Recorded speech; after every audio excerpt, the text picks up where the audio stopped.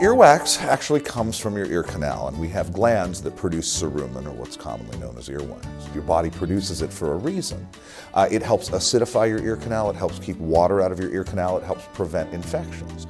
Where we run into trouble is that when you have too much earwax, it can get stuck and cause problems with your hearing. There are a number of different factors that can cause earwax to build up. One is that some people just produce more wax than others, and certainly as we age, we tend to produce more earwax. But at the same time, there are other things that can cause earwax to build up and get stuck. For example, placing foreign objects in your ears like cotton swabs.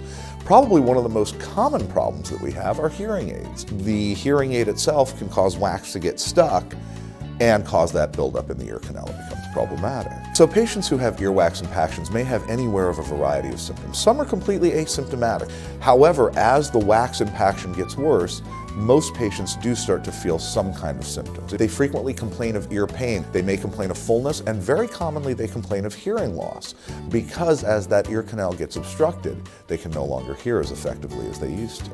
Many people who come with earwax impactions are either being seen by their primary care physician, a child's pediatrician, or even seeing a hearing aid specialist for management of their hearing aids. Many people will try manual irrigation of the ear or manual suctioning of the ear, but that is often dissatisfactory in its results. Those patients are frequently referred on to specialists like me, who are ear, nose, and throat specialists, where we have some additional tools that we can use to disimpact cerumen impactions. Thankfully, there are new treatments available over the counter that will help ease that burden both on the patient and on the practicing physician to help them with these wax impactions. The eosera proprietary formula called Earwax MD actually has a dual action formula, and it has a dual mechanism of action.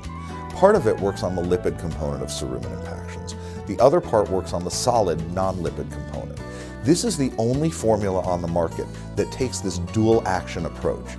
And because of its dual action approach, it works much more effectively and it works very rapidly. Now, as a practicing physician, when I hear a story like this, my immediate thought is, well, yes, this product dissolves earwax very rapidly and very effectively, but is it safe for use in the ear canal? Even though it's an over-the-counter product, they are treating it as though it were a pharmaceutical grade product that requires a prescription in terms of their scientific testing for safety. This represents a game-changing paradigm in the way that we can help these patients feel better.